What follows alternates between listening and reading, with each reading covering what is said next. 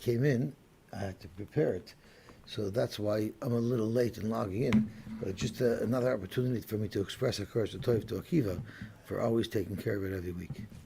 And thank you for the coffee. So that's why I'm a little late in logging in. But it's just another... Okay. Zok the Heilige Gemara. So yesterday we ended up saying that Tzai Rabbi Eliezer and Tzai the Rabbanan both agree that it's a suffix if you say Yesh Choshen L'Zera Av or not. The Machloikis is, do you say Seh V'afilu Miktzah Seh or Tzvi V'afilu Miktzah Tzvi, where it comes to the Shaila of Kisu Adam. So therefore, let's just look at one nafkamina Lagabi Oisai V'Aspenoi. If you hold Seh V'afilu Miktzah Seh, then if it was a case where the mother was a tzviyah and the father was a seh, and they gave birth to a child, so now this animal is a kvi, who's if you hold yesh choshen zera av, then it's half and half, and therefore if you would hold that seh v'afilu miktzah seh, then there would be a prohibition of oisves benoi. You wouldn't get malchus because it's still a suffix of choshen zera av. But if you hold that you don't say seh v'afilu miktzah seh, then there's no issur of oisves benoi at all. What about the opposite? If it was a tzvi habal atayish or atiyosha, so then, according to the Rabbanan, you have a suffix if you say seh v'afilu miktzah seh. But you also hold, it's a suffix if you say choshen l'zera av. So it's possible that there's a pure tayish, and then there's a chiyuv daraisa for oishav espanoi. But even if you hold choshen l'zera av, and it's only a par tayish, because the tzvi section is also noticed here, nevertheless, since the Rabbanan al tzev afilu miktzah seh, you would also be osir, but you wouldn't get malchus, because just in case ein choshen l'zera av, then let's take a step back. According to the Rabbanan, if it was a tzvi abol atayish, it's a suffix if choshen l'zera av or not. But even if it's choshen l'zera av, they all tzev afilu miktzah seh. So therefore, in this case, you would even get malchus for oisef espanoi, because even if it's only miktzah seh, even if it's choshen l'zera av, but tzev afilu miktzah seh would also be prohibited for oisef espanoi, and you get malchus for it. On the other hand, according to Rabbi Eliezer, he says the suffix if it's choshen l'zera av, but he holds you don't say seh afilu miktzah seh. So therefore, l'chatchila will be osir to kill this to shech this animal and its child, but you wouldn't get malchus for it. So those are the two options based on learning the machloikis, is whether or not you say seh v'afilu miktzah seh. Okay, zok to Gemara weiter. We are up to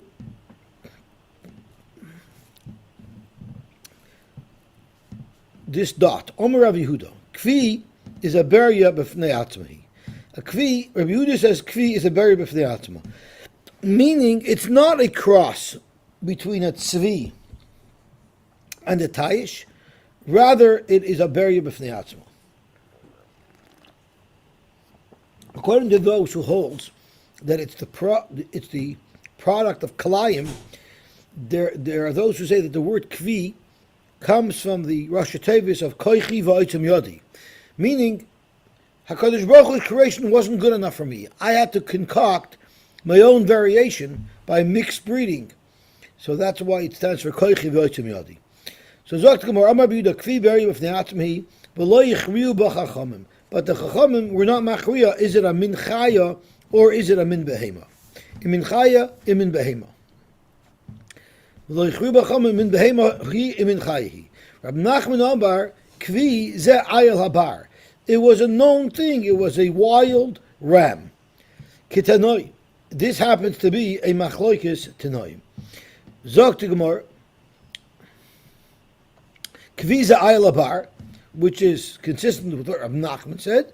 V'yeshavim ze haba min hatayish u'min hatzvia. There are those who say it's caused by a mixed breed. And Rabbi Yosy Omer kvi beri b'fnei ha'atzmahi v'lo yichriu b'chachamim im min chaya im min behema. So in the Brisa there's a three machlokes, although the Gemara brought only the machlokes between Rav Yehuda and the previous shita that it was a mixed breed. Rabbi Shimon Gamliel Omer min behema. It's actually a min behema. The kvi is a min behema. V'shal beis dushoi hayu megadol mehen adarim adarim. In beis dushoi they used to raise them. Rashi's mishpacha nikras al shem aviyah. It was a family. They used to grow them. I guess they would grow them as domesticated animals, and it was considered a behema. Amar b'zeir, Amar b'safar, Amar b'amnuna. Hani izi the bala. These goats of bala. What does bala mean? Rashi says ize halavonain. They're from Lebanon. Baala is a yar. It was like a forest. So these goats of the forest, ksheris lagav mizbeach, meaning they must be behemoths, because we know you cannot bring a chaya for a carbon.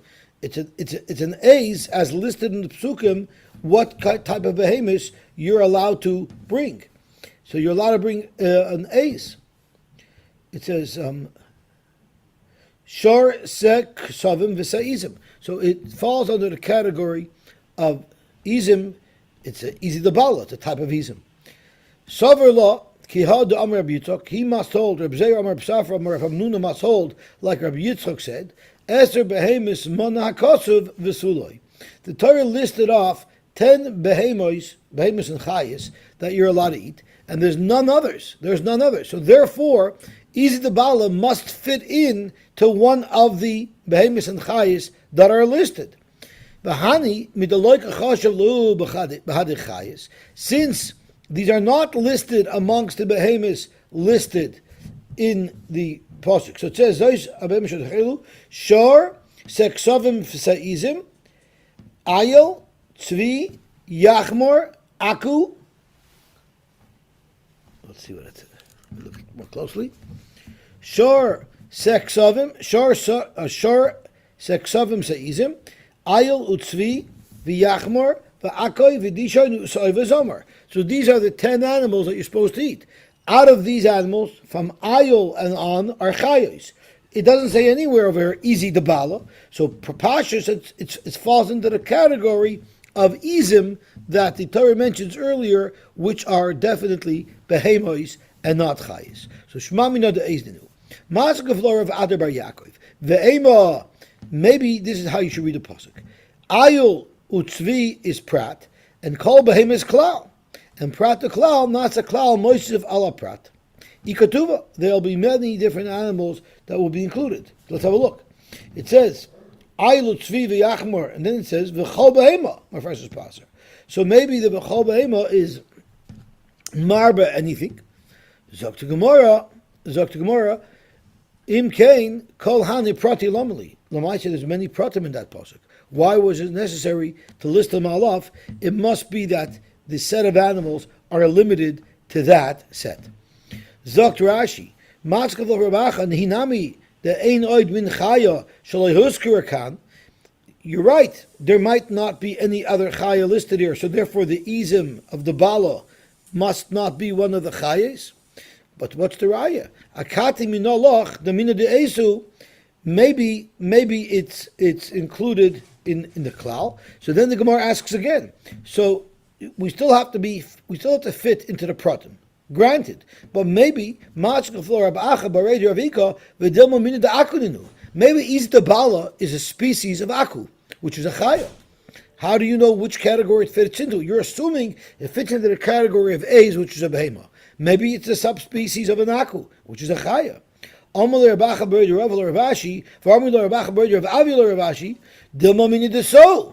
it's a soul. So these are all the different animals listed as chayas. How do you know? Ayol, tzvi, yachmor, akoy, dishin, so'oy, v'zomer. Maybe it's a subspecies of one of those. How could you be so sure that you're identifying it properly? Amar le'Rav Chanan le'Ravashi, Ameimar shari tarbayu. As a matter of fact, Ameimar allowed you to eat the chelev of these izidabala. So clearly, Ameimar held that they were chayas. Boimine Abba Bared Rav Menyomen Barchia Merav Huna Barchia. Hani is the Bala. Again, this discussion was discussed, I guess, in several different places. These same goats of the forest, Ma'u Lagabe Mizbeach, are they behemoths? Could you be marked them on the Mizbeach? Amar Le Atkan Lo Pligi Rabbi Yosy Rabbanon El B'Shor Abar. There is a machlokes about a Shor Abar if it's a Chaya or if it's a behemoth. The Tanan Shor Abar min behemoth. Rabbi Yosy Yomer min Chaya. Why? Why would it be considered a behemoth? Because Shor Habar, the Rabbanon Savri Mitargaminon Turbala. The Shor Habar was touched as a Turbala, a shore of the Bala, of the forest. So therefore, Mina the behemoth. The Balt, that's the targum for Shor Habar. It makes sense to say that it's a type of shor. Let's have a look at Rashi. Mitamagin Turbala. Shor Halavana, that's what it's referred to as. So the Shor Habar he touches Tarbala, which means it's a behemoth.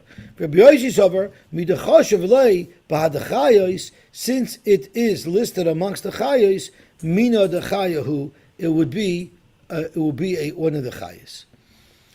Aval hani divrakol mina the ezdinu, but surely the Shor Habar you might be considered a chaya, but surely the easy the bala, for sure those are mini the ezdinu, and therefore they would be behemoths and not chayas. Who said the easy the bala are species of izim? Maybe there are species of aku which are chayas. So we don't really know what they are.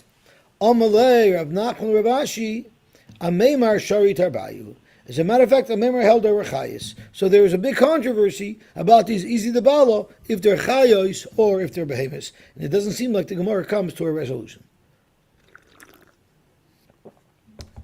Why is there no definite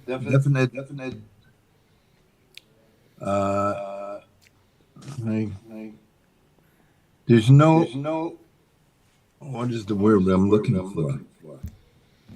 Well, you might be looking for the word that we discussed earlier. There are simonim of chayas and behemoths, the type of horns they have, and everything. There should be features, characteristics that will identify, and we had that. So I think Tosfos mentions that over here up on top. He asks it about the kvi. How could you say kvi is a very b'fnei atzma? The Chachamim couldn't figure out if it's a min behem or min chaya. The time of a livdak b'simonim, we have karnaim, if they are pointy, if they separate, we had before, or if the hooves are pointy, or if they're roundish. We had a whole bunch of different ways to check the difference. And the Gemara said the nafkina would be if you couldn't eat your chaylev. V'yishloimar the efshert lo'hoyu yichayil navayer b'karn of shapir im chadudo yisukruchas yafa. Maybe for some reason this was like it was like in between. It wasn't exactly sharp, but it wasn't exactly not sharp. It wasn't exactly spinning. It wasn't exactly bumpy. Maybe they weren't sure when they analyzed the species what it was. And where did those simanim come from? I mean, where did the Gemara get them from? Yeah. I'm not sure. It must be they got it from their Rebbeim. It was probably passed on from generation. There's some kind of a messiah. Yeah, it must be. But even that's a gray area, because how could you be so sure that this is curly what they meant? So that's why they were not so sure. I guess sometimes it could be very sharply and distinct that you know for sure they're a chaya, and I guess these animals wasn't clear. Okay, let's see the Gemara weiter. Ketzad hashoichet. So the Mishnah goes through all the different variations of chulin, bechutz, and befnim, and kachim, bechutz, and befnim, or chulin and kachim. But there's one common feature amongst everything. Even shchitas that were not mater ba'achila were still considered to be a shchita, l'gabe oisev espenoi, and you got malchus for it. So Amar Boishia, kulam asnisen doloi kerab Shimon.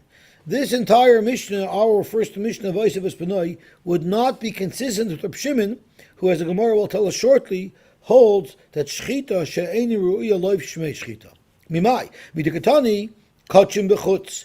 If you shechted kachim bechutz, harishan chayiv kares, because it's shchutei chutz, ushneim psulim, ushneim soifkin eser abayim.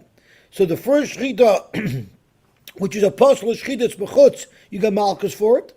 And the second shchita, which is also a apostle shchita, and it's oisav espino, you get malchus for it. But let's think about that. Michti, shemeinu le Rab Shimon, the yom shchita shein rula shom shchita.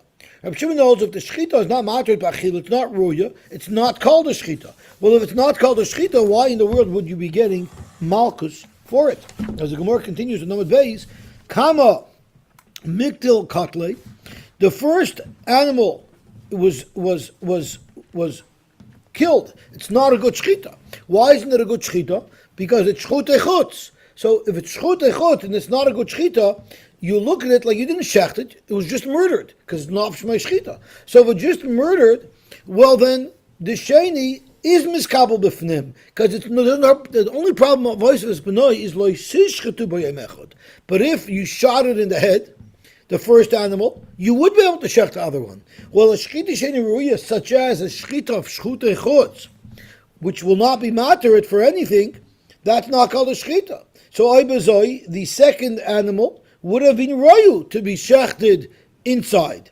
And therefore there should be a chiv kares. Sheni miskabel b'fnim hu, kares nami l'chayiv. There should be a chiv kares for that as well. Or, let's take a different case. Chullin b'fnim, what does the Mishnah say? Shneim pesulim, they're both pasul. V'hasheni soifik es harboim. The second one you get malchus for because it's oisoi v'espinoi. Michti. Shemeinu Reb Shimon. No shchita, sheni ruya lo shchita. So therefore, kama miktel kotle, the first animal that you shechted wrongfully in the azara gets killed. It is as if you killed it. It's not as if you did a shchita to it, because it's not going to be mutter to eat. So I bezoi sheni amai shavik asaraboyim. Why would you get malchus als oisev espenoi for shechting the second one? The first one isn't even considered shechted. And I might add, the second one is not considered shechted either. Kachim b'fnim, what was the next case in the Mishnah? Kachim b'fnim, harishan kasher upater, that's a good shechita. V'asheni soivek esarboyim upasol. Michti fragt the Gemara. Shamein le Rab Shimon damar shechita sheni ruya lo shechita. Look at this kiddush over here. Shechitas kachim nami shechita sheni ruyahi. Every shechita of a carbon is called a shechita sheni ruya. Why is every shechita of a carbon called shechita sheni ruya? According to Rab Shimon, the chol kama, the loy zarek dam, because until the zrika, loy mishteri basar. Shechita means the shechita is matir, but the shechita is not matir kachim. It's the shechita and then the zrika that comes after it. So then the same question is, sheni amai soivik asar boyim uposel. Why is it soivik asar boyim uposel? It should not be gemalchus. It's not oisiv benoi because the first one was the shechita sheni ruya, and it should be kosher. Ela shmami na the loiker Rab Shimon. It must be that our Mishnah clearly considers even a shechita sheni ruya a proper shechita le'inyan oisiv benoi le'inyan shchut echutz, and therefore our Mishnah surely is not consistent with Rab Shimon. Zakt Gemara pshita. I don't know what your big epiphany is, that it's not consistent with Reb Shimon. It's pretty obvious that our Mishnah is not consistent with Reb Shimon. What's the big deal that you're bringing this up? So tomorrow, because there's a chiddush. Shchitas kachim et strichale. The chiddush is what we just learned, that shchitas kachim is not considered a shchita ruya, even though it's a perfect, pristine shchita. It's only because of the fact that at the time of the shchita, it's still not mutter to eat until the zrika occurs. So salkadai dechamina, shchitas kachim is a shchita ru'uyahi. Daha inacher v'zarak dam loy mishteri basar.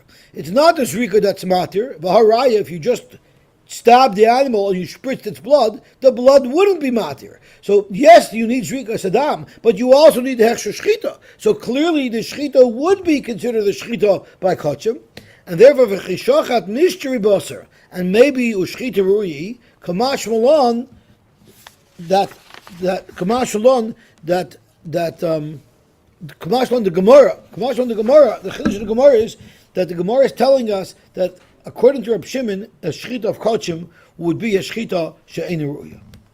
For the Gemara, there's another set of malchus in the case of kachim b'fnim.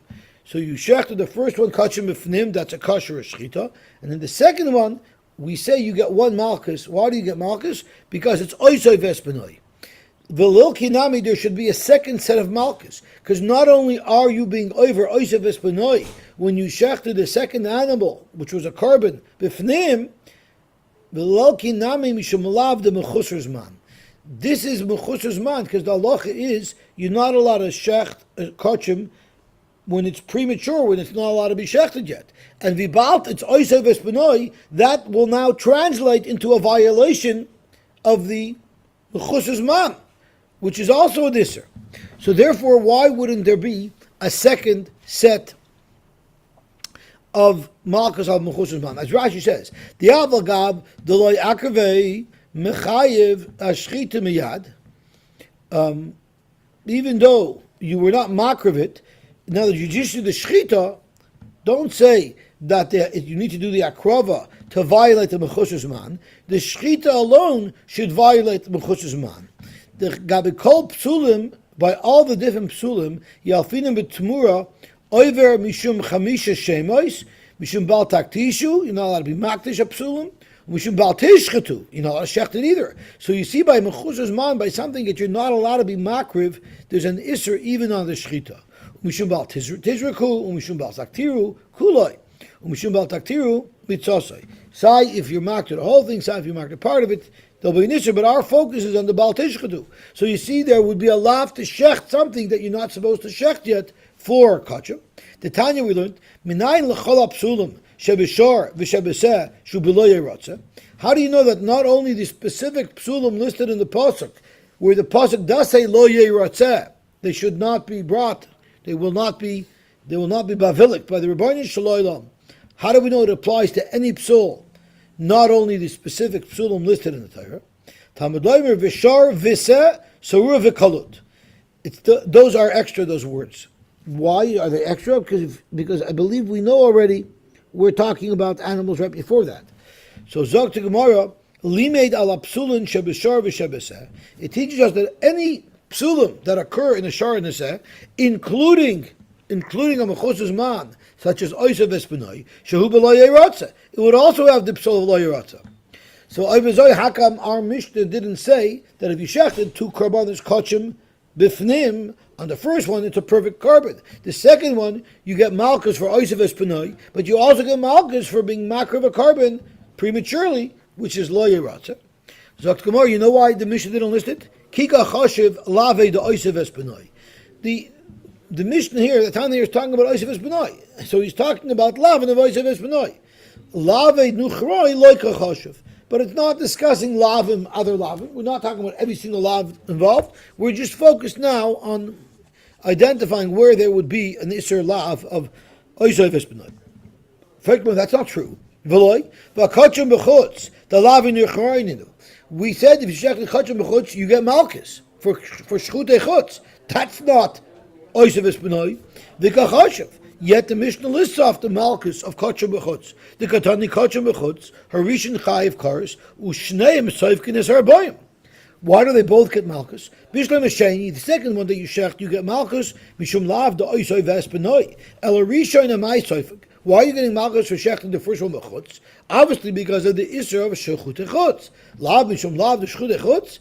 So you see clearly that the Mishnah does mention other lavin. The Mishnah is not only exclusively discussing the occurrence of the lav of oisav espanoi. Let's rejig that. Kolecha de leka lav the oisav espanoi, then chashav lav nechroi. V'kolecha de icha lav the oisav espanoi le chashav lav nechroi. If there is no other lav on this shchita, then the Tanya is going to mention that there's going to be the lav of another lav. In this case, it was shchutei chutz.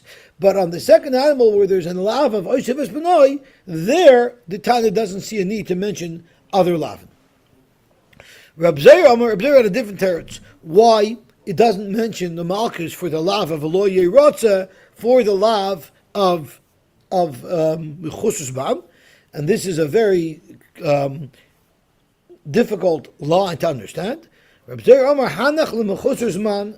Don't be busy with mechusar zman because you don't get malchus for it. The akosov nitkai laasei. The Torah calls it a lav hanitek laasei.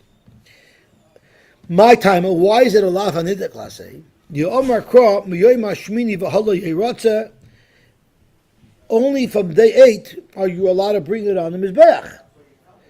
Miyoy Mashmini in Meikar Eloi. Dafka Miyoy Mashmini, not earlier, Lava Bal Mechalal Asay Asay. So I'm going to first speak out the pshat that the Rishonim have, because that's a little bit easier to understand, and then we'll learn Rashi inside, which is particularly difficult to understand. So let's see what the Rishonim learn, that it's not a lav, it's not a lav that you get malchus for. You know why? Because the Torah first said, Miyoy Mashvini v'hala yeratzeh, that tells us that don't look at it as a lav. The Torah is telling you, do not view this as a lav, view it as an iser asay. And therefore, so it's not really a lav anitik lasay. It's just a lav that's not like, it's not a regular lav, rather it's an iser asay. Okay. So that's how the Rishonim learn. So it's not really a lav anitik lasay like in a regular lav anitik lasay. It's just the Baal the Torah expresses miyah meshvini v'lo yeratzeh. It's to tell us that it's really only an Isra say, it's not a lav. But let's look at what Rashi says. Rashi has a very interesting shot. Nitkoy lasei, the mashma b'soich zmanoi b'lo yeratzeh. It's mashma that before the right time to be makar b'karban, there's a lav of lo yeratzeh. K'nibabinon mi'ulaneder lo yeratzeh. Rather, what should you do with it before it's the right time? Wait until the right time, and then v'yeratzeh. The Al-Korach Rashi asay zeh lav meikar mashma. The asay of umiyoy mashmini v'lo yeratzeh doesn't mean that it comes before the lo yeratzeh. Forget it. The lo yeratzeh chronologically occurs first. Before you reach the time where it's allowed, lo yeratzeh. Only after that could you be mekayim asay of yeratzeh. So the al-korach zeh lav meikar mashma. This lav has to have occurred before the asay. Ki ahid shluch hakein, just like shluch hakein, damrinon meikar mashma. First shalach hasaim v'loy sikachena, and don't take it. And therefore v'loy have a lav hanitik lasay, and therefore v'loy kunalav. So by the shluch hakein, where the asay comes before the lav, there it's not a lav hanitik lasay, and therefore you get malchus for it. Avol kan, but in this case, halav kodim lasay. The lav is before the asay. First it's lo yeratzeh during the time where it's not ready yet to be brought, and only after that it's yeratzeh. So clearly here the lav chronologically had to occur before the asay. Shalav b'soich zmanai v'asay lachar zmanai. So what's difficult with this? What's difficult with this is, we know a lav anitik lasay means you can correct the lav by doing the asay. If you're over on the lav, loy sigzol. If you're over on that avera, fix it by hashev teshivim. The hashev is exela. Here, you can't, the asay cannot fix the loy sigzol. Because if you already shechted the animal prematurely, you can't fix that by shechting it in the right time. It was already shechted. So that's why there's a big difficulty with Rashi. And Tosfos points out this kash on Rashi, and that's why the Rishonim have the different svara. So let's quickly look at Tosfos. Pirish b'kondrish loydami la'asei the shiluach davimei kora. The asay comes from before. Aval hay asay al korchach achar halafu. The yerotza is obviously after, chronologically after the time of the lo yerotza. The lava b'toich shiva v'asay achakach. Mashma sheroitza lefarish. It's mashma that the way Rashi is trying to explain this is k'moishar nitfik lasei shel Talmud. Rashi seems to be trying to say that this lav of lo yirotza is like any lav on nitak lasei, and that's why there's no din malchus for it. But v'temer for Tosfos, the loydami noisar ugezela, the hosam achesh over a lav, in the classic case of lav on nitak lasei, after you violated the lav. Bo ha'asei l'sakin masha'ovar. The asay comes to fix the lav that you did. But you never find a lav hanitik lasei where you could only be mekayim dasei after the lav was violated, but it cannot. You can only be mekayim dasei if you didn't over the lav. If you over the lav, you cannot be mekayim dasei, because once you shechted it prematurely, you cannot shecht it at the right time. So that's why the Rishonim have a very big difficulty with Rashi's pshat. So Tosh says, "V'nir lefarish hanech l'mechusas man that because of nitkai milav de lo yirotza." The Torah said that mechusas man will not be like all the other psulim which are talking about mumin, where the Torah says lo yirotza on those. And the Torah is saying, yes, mumin is a lav of lo yirotza, but mechusas man is only an isra say. For the hava bechlal shar psulim dava balav lo yirotza, the Torah says no, this doesn't fall into the general rule of lo yirotza. Rather, it has its own isra say. V'lesbei ela say the miyoyim hashmini v'hala yirotza.